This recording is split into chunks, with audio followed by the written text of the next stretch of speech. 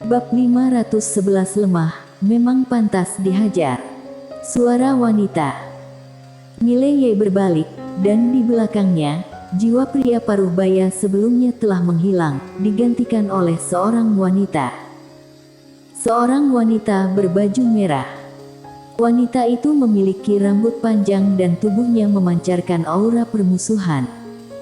Mileye memandang pria paruh baya yang duduk bersila di tanah. Apakah dia mati di tangan senior? Wanita bergaun merah mencibir, apakah kamu punya pendapat? Mileye sedikit mengernyit, apakah wanita ini makan bubuk mesiu? Di sampingnya Mileye, Kadendi memandang wanita bergaun merah dan siap untuk melakukan tembakan. Wanita bergaun merah memandang Kadendi, aku tidak pernah berpikir bahwa binatang pelindung klan dewa akan mengikuti manusia. Kadendi berkata dengan ringan, apa urusanmu? Mata wanita bergaun merah menjadi dingin secara instan, dan detik berikutnya, dia tiba-tiba menghilang. Pada saat ketika wanita bergaun merah menghilang, Kadendi menghilang. Pada saat yang sama, jari-jari Mileye menarik dengan lembut, dan kedua pedang terbang itu berterbangan di lapangan. Jelek. Bang. Setelah satu tarikan napas, lapangan kembali normal. Wanita bergaun merah telah kembali di tempatnya, dan Kadendi juga telah mundur ke Mileye. Wanita bergaun merah menatap Mileye dan tampak dingin. Mileye tidak memiliki ekspresi. Dendam klan iblis kuno, kami tidak ingin mengerti, kami datang ke sini hanya ingin mendapatkan warisan iblis kuno. Wanita bergaun merah mencibir, iblis kuno sudah binasa semua. Mileye diam sejenak, lalu mengangguk, permisi. Setelah berbicara, dia berbalik untuk pergi dengan Kadendi. Pada saat ini, pria yang duduk di tanah tiba-tiba membuka matanya. Detik berikutnya, dia tiba-tiba ke depan, Mileye berbalik dengan tajam, dan dia akan menembak, tapi sebuah suara terdengar di benaknya, jangan ditolak. Ketika suara jatuh, dia menekan dengan satu jari, dan untuk sesaat, cahaya putih masuk ke alis Mileye. Segera, banyak informasi yang dituangkan ke otak Mileye. Diwariskan. Warisan iblis kuno. Tidak jauh, wajah wanita bergaun merah tiba-tiba berubah, dan detik berikutnya, dia gila, kamu ternyata belum mati. Suara itu terdengar, dan dia bergegas menyerang ke arah pria itu dan Mileye. Mileye berkata, saudara Kadendi, blokir dia. Segera setelah suara terdengar, Kadendi langsung menyerang. Wanita bergaun merah meraung, minggir. Namun, Kadendi tidak peduli. Segera, Kadendi bertarung dengan wanita bergaun merah. Di sisi lain, informasi yang tak terhitung jumlahnya terus masuk ke pikiran Mileye. Semuanya adalah warisan klan iblis kuno. Dengan demikian, sekitar seperempat jam, pria paruh baya berhenti. Mileye memandang pria paruh baya itu lumpuh di tempat. Dia menatap Mileye. Mileye Sen berkata, klan iblis kuno benar-benar mati semua. Pria paruh baya mengangguk. Mileye memandang wanita itu tidak jauh, dia yang melakukannya. Pria paruh baya itu menggelengkan kepalanya, itu bukan sepenuhnya dia juga orang yang kasihan. Setelah mengatakan itu, dia memandang Mileye, warisan klan iblis kuno, yang terkuat adalah tubuh, dan kultivasi tubuh bukanlah masalah sederhana, kamu harus siap secara mental. Mileye mengangguk, aku mengerti. Pria paruh baya itu berbalik untuk melihat wanita bergaun merah, biarkan dia hidup. Mileye mengangguk, aku akan mencoba yang terbaik.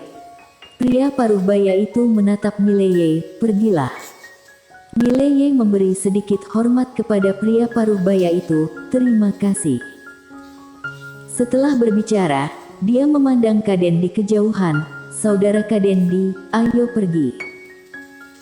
Di kejauhan, Tubuh Kak Dendi bergetar dan mundur ke sisi Mileye, tapi wanita bergaun merah tidak berencana untuk berhenti, dia ingin mengambil tembakan. Pada saat ini, pria paruh baya itu tiba-tiba berkata, "Sunarti." Wanita bergaun merah berhenti. Dia berbalik untuk melihat pria paruh baya itu. Pria paruh baya berbisik, "Kesalahan waktu itu karena aku, bukankah kamu ingin membunuh aku? Ayo." Wanita bergaun merah melayang langsung ke pria paruh baya itu. Dia menabrak kepala pria paruh baya itu, tetapi berhenti ketika dia beberapa inci dari kepala pria setengah baya. Wanita bergaun merah menatap pria paruh baya itu. Pria paruh baya itu memandang wanita itu dan terkekeh, jika dia tidak muncul, itu akan baik. Wanita bergaun merah memandang pria paruh baya itu, "Kamu membunuhnya." Pria paruh baya itu tertawa, "Aku tidak menyesal." Wajah wanita bergaun merah secara bertahap menjadi bengis. Senyum pria paruh baya itu masih tanpa henti, "Jika diulang lagi, aku masih akan membunuhnya." Wanita bergaun merah tiba-tiba menarik tangannya dan berbalik. Pria paruh baya berkata, "Jangan memprovokasi dia, dia tidak hanya memiliki pedang Raja Dewa, tetapi juga pedang penakluk jiwa, dan benda misterius itu." Wanita bergaun merah berhenti. Dia berbalik untuk melihat pria paruh baya itu. "Meskipun kamu dan aku memiliki kontrak pernikahan, kamu tahu, aku tidak pernah menyukai kamu." Pria paruh baya itu tertawa, "Aku tahu, tetapi kalau tanpa dia, kamu akan menikah denganku, kan?" Wanita bergaun merah diam. Pria paruh baya berbisik, "Dia tidak mencintaimu sebesar cintaku padamu." Mata wanita bergaun merah tertutup perlahan. "Bagi aku, itu adalah beban." Pria paruh baya itu tersenyum pahit, "Ya, kamu tidak menyukai aku, bahkan jika aku menyukai kamu, cinta ini juga merupakan beban bagi kamu." Wanita bergaun merah memandang pria paruh baya itu, "Aku ingin klan iblis kuno mati, dan benar-benar menghilang dari dunia ini." Pria paruh baya berbisik, "Dia tidak sederhana, kamu pergi, hanya akan mencari mati sendiri." Wanita bergaun merah berkata, "Aku akan mati bersama dengannya." Pria paruh baya memandang wanita bergaun merah, dan matanya agak rumit.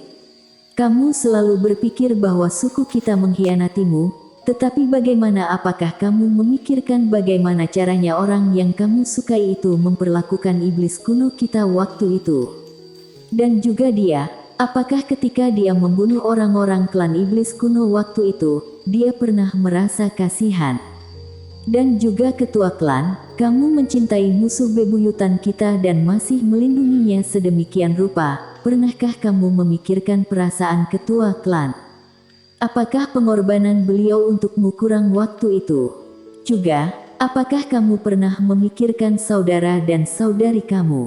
Adik kandungmu mati di tangan mereka. Juga, apakah kamu pernah memikirkan aku? Kamu dan aku ada kontrak pernikahan, tetapi kamu dengan tegas memilihnya. Apakah kamu sudah memikirkan perasaan aku? Apakah memikirkan situasi keluarga aku?" Wanita bergaun merah meraung, "Aku tidak peduli tentang ini." Pria paruh baya itu menggelengkan kepalanya, "Cinta kamu egois, kamu tidak peduli dengan semua orang kecuali dia." Ketika suaranya terdengar, dia melambaikan tangan kanannya. Dengan gelombang ini, kekuatan yang tak terlihat langsung mengunci wanita bergaun merah. Wanita bergaun merah ingin membebaskan diri, tetapi tidak berhasil. Pria paruh baya berbisik, "Dia memiliki warisan iblis kuno aku, dan itu juga satu-satunya warisan. Aku tidak bisa membiarkan kamu menyakitinya." Suara itu terdengar, dan tubuh wanita bergaun merah mulai secara bertahap menjadi ilusi. Wanita bergaun merah roar, "Biarkan aku keluar." Pria paruh baya itu mengabaikan wanita bergaun merah. Dia mengeluarkan jepit rambut dan menatap jepit rambut di tangannya, dan matanya secara bertahap menjadi sedikit terobsesi. Tidak jauh, wanita bergaun merah meraung gila. Pria paruh baya itu mengabaikan wanita bergaun merah. Tubuhnya secara bertahap menjadi ilusi, dan ia menjadi semakin ilusif. Di sisi lain, Mileye dan Kadendi meninggalkan klan iblis kuno. Di jalan, Kadendi berkata secara mendalam, wanita itu benar-benar gila. Mileye tertawa, wanita itu gila, sangat tidak normal. Kadendi berbisik, dia tahun itu. Omong-omong, dia tidak berbicara lagi. Mileye tahu bahwa Kadendi seharusnya sedang membicarakan Genjian. Dia menemukan bahwa terhadap Genjian, banyak orang di klan dewa tidak hanya tidak membencinya, tetapi juga menghormatinya. Pada saat ini, Kadendi tiba-tiba berkata, apakah kamu sudah menerima warisan klan iblis kuno? Mileye mengangguk, temukan tempat untuk beristirahat terlebih dahulu, aku harus membenahi hal-hal itu. Kadendi mengangguk. Setelah beberapa saat, Mileye menemukan pegunungan. Di depan kolam, Mileye duduk di tanah dan mulai membenahi warisan klan iblis kuno dalam pikiran. Kali ini, dia mendapat banyak warisan, itu sangat berguna baginya. Karena yang paling lemah sekarang adalah tubuh, seperti untuk teknik seni bela diri, meskipun klan iblis kuno juga kuat, itu tidak cocok untuknya. Yang lebih cocok untuknya adalah teknik pelatihan fisik. Fisik yang tak terkalahkan. Ini adalah supremasi klan iblis kuno. Jika kultivasi berhasil dan tubuh mencapai keadaan dominan, dalam keadaan ini, tubuh dekat dengan tak terkalahkan, dan dia dapat menangkis semua teknik rahasia. Deskripsinya sangat kuat, hampir tak terkalahkan. Tapi Mileye tahu bahwa tidak ada teknik peltihan dan teknik pedang yang tak terkalahkan.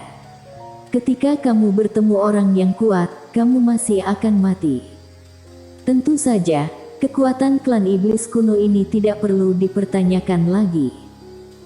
Mileye berkonsentrasi untuk mempelajari tubuh yang tak terkalahkan ini. Setelah beberapa saat, dia tiba-tiba berdiri. Kadendi berbaring di samping menatap Mileye, apa yang kamu lakukan? Mileye bersemangat, kultivasi tubuh yang tak terkalahkan ini, ternyata harus menggunakan kekuatan bumi. Tubuh yang tak terkalahkan ini dibagi menjadi 3. Hanya ketika ketiga tingkatan ini berhasil dilatih, baru bisa mengaktifkan keadaan fisik yang tak terkalahkan, dan tingkat pertama dari kultivasi adalah memerlukan kekuatan bumi. Kekuatan bumi. Kadendi terpana, dan kemudian berkata, kamu bisa mengendalikan kekuatan bumi. Mileye mengangguk, menghisap dan menyimpan kekuatan bumi untuk menguatkan diriku. Dengan berbicara, dia mulai secara langsung. Segera, kekuatan bumi yang tak terhitung jumlahnya berkumpul padanya. Karena kekuatan bumi ini semakin banyak, tubuh secara bertahap mulai berubah. Sikap Mileye secara bertahap menjadi bermartabat. Karena dia menemukan bahwa setelah dia mengaktifkan metode tubuh yang tak terkalahkan, tubuhnya mulai melahap kekuatan bumi ini. Dengan kata lain, kekuatan bumi ini tidak digunakan olehnya, tetapi ditelannya.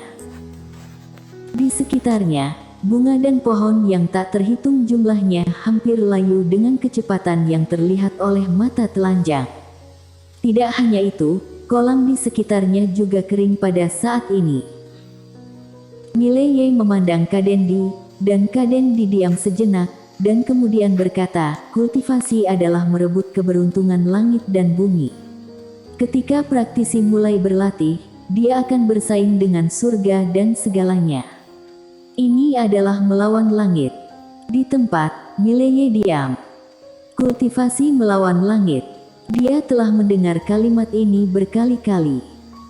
Seperti yang dikatakan Kadendi, manusia telah bersaing dengan surga sejak awal latihan. Jika tidak bersaing, maka pasti mati. Setelah beberapa saat, Mileye menarik napas dalam-dalam.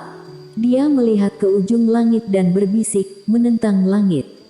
Setelah mengatakan itu, dia mulai mengisap kekuatan bumi di sekitarnya. Baik hati.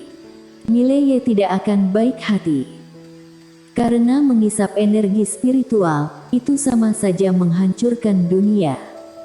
Jika benar-benar ingin bersikap baik, jangan menghisap. Dia hanya tahu bahwa orang lemah akan dikalahkan orang.